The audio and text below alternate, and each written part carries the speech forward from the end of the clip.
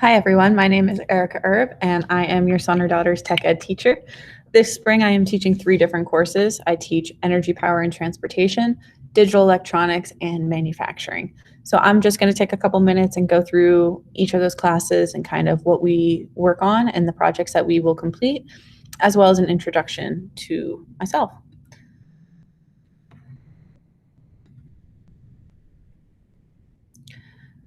All right, so like I said, my name is Erica Erb. I've been at Cocalico for about 2 years now. I grew up in a small town called Zionsville. It's right outside of Emmaus. So I went to Emmaus High School. I graduated high school in 2011 and then decided that I wanted to be a tech ed teacher. So from there, I went to Millersville University for technology and engineering education. I did my entire undergrad there, and then decided that I wanted to do grad school right off the bat. So for the next 2 years after that, I did my grad program also at Millersville in technology and innovation. While I was a grad student for those 2 years, I also worked as a graduate assistant. So I ran all of the open labs in the department. So anything from a woods lab to a metals lab, graphics, electronics, all the open labs that were available for kids to work on their projects outside of their normal lecture time is what I kind of ran for those 2 years. So I got a lot of really great experience there. After grad school then, for a semester, I taught as an adjunct at Millersville. I taught a technical sketching course there. And then I took a little time off trying to find a job I really liked in a school district that I wanted to work for. And that's kind of where I landed at Cocalico. So about 2 years ago, I started here. I started out as a long-term sub because I started mid-year taking over for somebody who retired. And then I got hired on full-time the following year. A little bit about myself.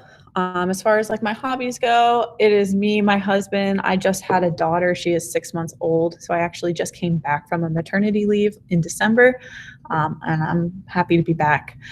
So other than my husband and my daughter, I have 2 golden doodle dogs, Hazel and Disco.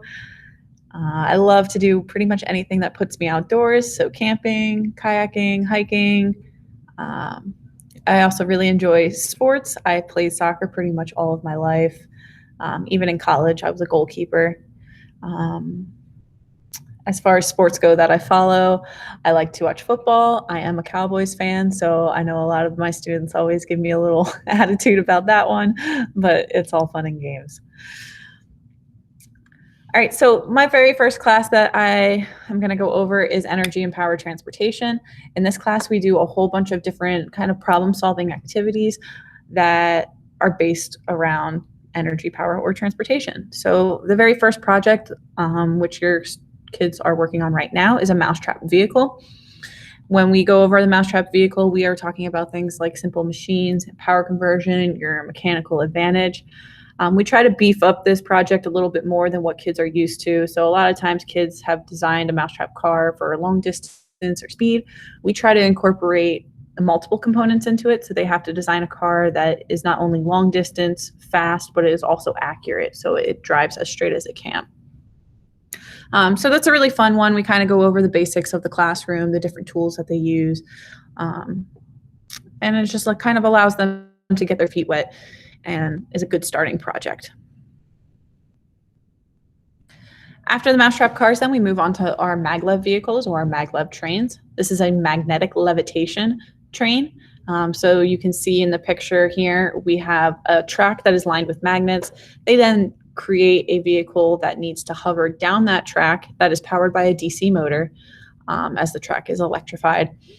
And they have to come up with the most efficient vehicle of carrying as many passengers as they possibly can in their train, as well as it going as fast as possible.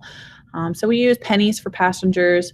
We do kind of like a time lapse in there. And again, you're trying to get as many passengers to move the train as fast as they can. It's a fun project. Kids like this one a lot. Next, we have our solar dragsters. This is a really fun project, especially in the spring, because we usually have some nicer weather towards the end of the year. Kids will take a solar panel, they'll design a vehicle to transport that solar panel on. They hook up a small DC motor, which will power their vehicle, and then they have to come up with some kind of flexible mount to mount that solar panel so it can always be facing the direction of the sun. So you can kind of see in this video here, student setting up his motor and how their car races. The kids really enjoy this one. At the end of the term of the project, we go out to the tennis courts. We actually have a double elimination speed race, and they all get to kind of compete against each other. We do try to incorporate 3D printing into our class as much as we can.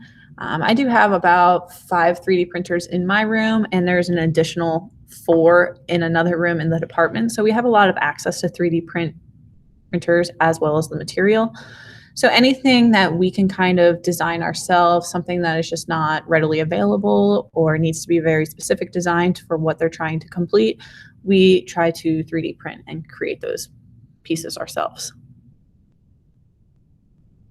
After the MagLev trains, then we go into our solar cars, we go into our flight unit. This is probably one of my favorite projects of the year for this students. We study the principles of flight, so they're learning about the different motions, lift, thrust, pitch, and yaw. They then actually take a DC motor and they will design a full airplane. They have to create the fuselage, wings, rudders, flaps, everything like that on their plane, and then they'll do a tethered flight around the room with that. Again, we're looking for efficiency, so we're looking for a plane that can fly between 3 to 4 feet, carrying as much cargo as possible. A cargo for this one, we use paper clips, and you can kind of see how this tethered flight works in the video here.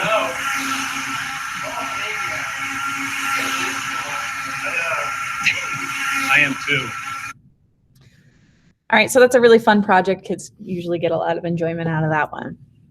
Throughout the course then, we also talk a lot about energy, so renewable energy. I know it's a really big topic in politics right now, so we try to keep it current and try to just explain the different resources that are available to them. This pairs up nicely with a wind turbine activity that we do, where you actually design the turbine blades itself. You hook that up to a DC motor, you set it in front of a fan, and you see how much electricity you can actually generate with your design. Then we go over the basics of residential house wiring. So we just very basics of this. This is how to set up an outlet, a switch, a light bulb, just the very basics. And they'll kind of wire up a nice 2x4 frame with a couple different switches, outlets, and light bulbs in it. Then lastly, and this is the project that probably most kids take EPT for, this is the small gas engine 4-stroke. So we take these engines, we break down into groups, and we actually fully disassemble these engines. We go over the tolerances and measurements of different pieces and to make sure that they fit within the range and that they are not worn down too much, that they can actually be used. Then we put the engine back together and we start it up and make sure it runs. All right, so moving on to my digital electronics class then. This class is a really great class for anybody who is interested in electrical engineering or electronics or circuit design. This class is a little bit more intense. It is a little bit more lecture heavy. It is a little bit more math heavy. So I always try to tell kids and kind of give them a fair warning in the beginning of the semester about that. It can be a little bit more difficult than some other classes, but we get through it. Here you can kind of see some of the equipment that we will be using throughout this class. So we do a lot of breadboarding, hooking up to power supplies.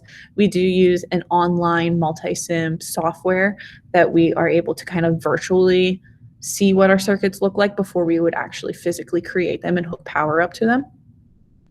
Kids will also do a lot of soldering. So we'll do at least 3 different soldering projects in here where they're going to use a wide range of capacitors, IC chips, resistors, LEDs, and so on. One of the very first projects that kids do is this random number generator project. So this is a pretty cool project. It kind of gets them started out in soldering allows them to start working with smaller components and learning the best way to solder cleanly and clean up the back of your circuit boards. Again, this is just a random number generator, so when you press the button on the board, it flashes the LEDs and gives you a number 1 through 6, just like a dice roll would work.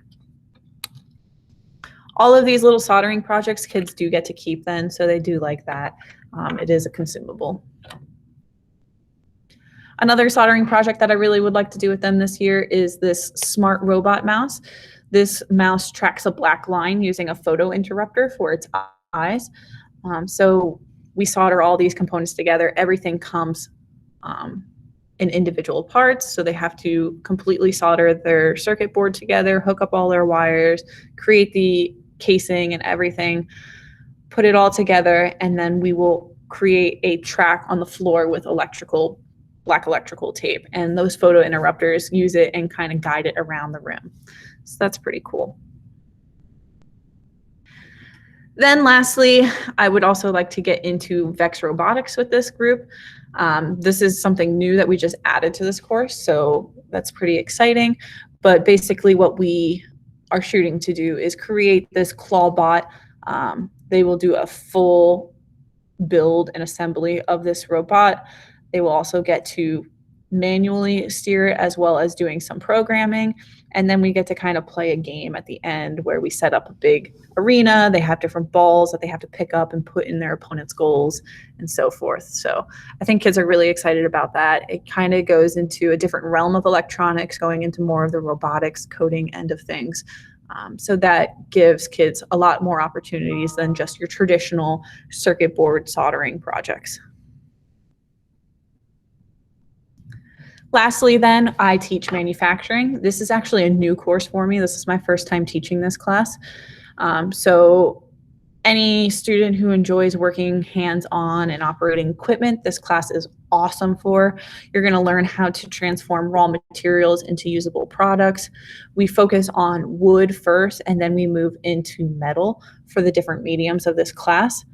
And we go over all the equipment operations, material testing, separating, forming, and combining materials, wood and metal. And then they have opportunities to do various projects. So they'll be making a production run as well as a push cart are their two main projects. So safety is a huge thing in this class. Obviously, we are working with tons of different machines. There is an inherited risk that goes along with this. So we have spent the first 3 weeks almost going over safety and how to use each individual machine. We go through all the different parts of the machine, all the different safety rules, tips, tricks, everything that we can think of through each machine.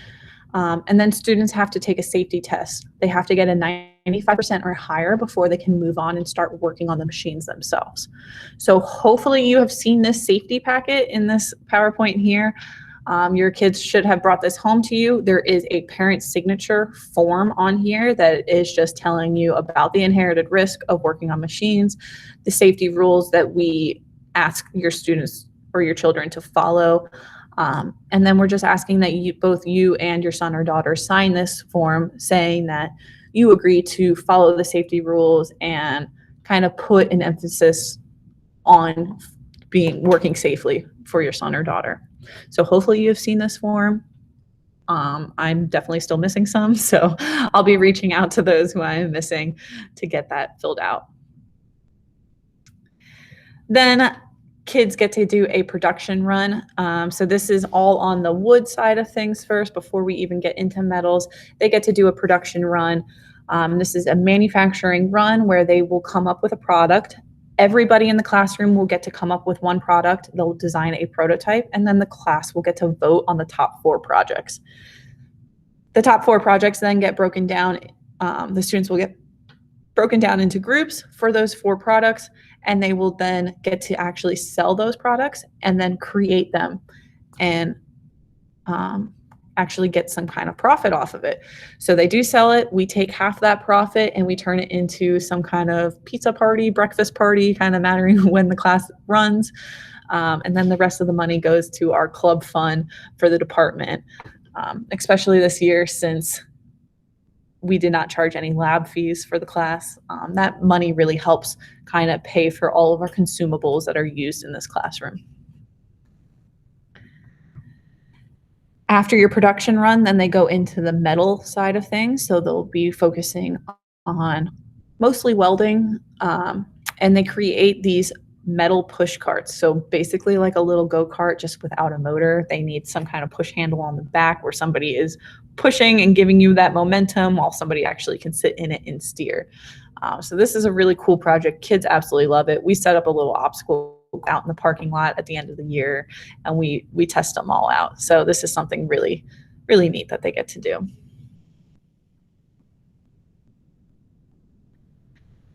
All right, well, that is everything about the 3 different classes that I teach. If you guys have any questions at all for me, feel free to reach out through email or phone. All of my information should be found on your children's syllabus for each of the individual classes.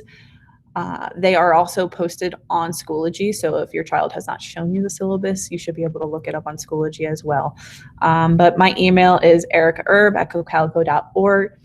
Please feel free to reach out to me anytime if you have any questions or anything, any concerns at all. All right.